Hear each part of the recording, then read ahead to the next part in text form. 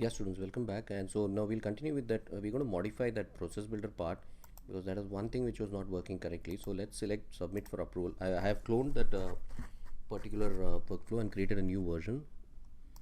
So let's say sub app, and we're going to select as usual the specific approval process and say student. So let's skip this entry criteria and say enter something, and because we have some of the records are not entering, so we're going to take the default process. Now we're going to activate this, so any other activation is gone. So okay, so let's come back.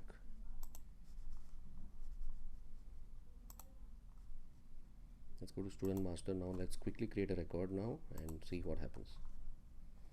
So we have changed that workflow approval process, so let's say 44, save.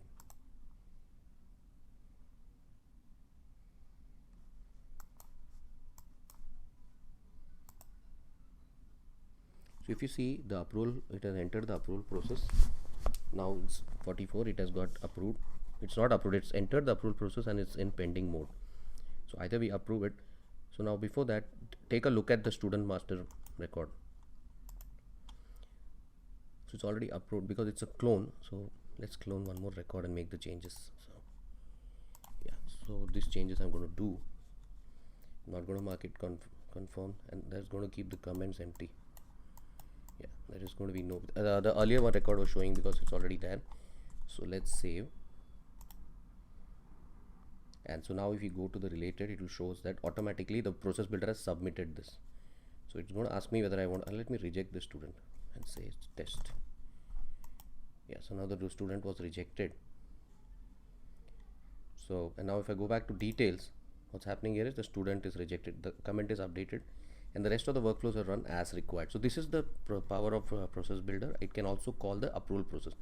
So what you need to do is just go to the process builder and make that corresponding change. Just change it.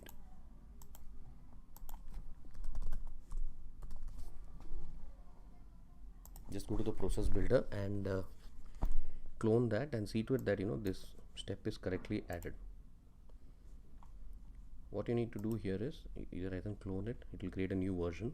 If it is not working, and create this workflow process, select this and skip the entry criteria for now, so that it will follow the entry criteria, but there is some small tweak required.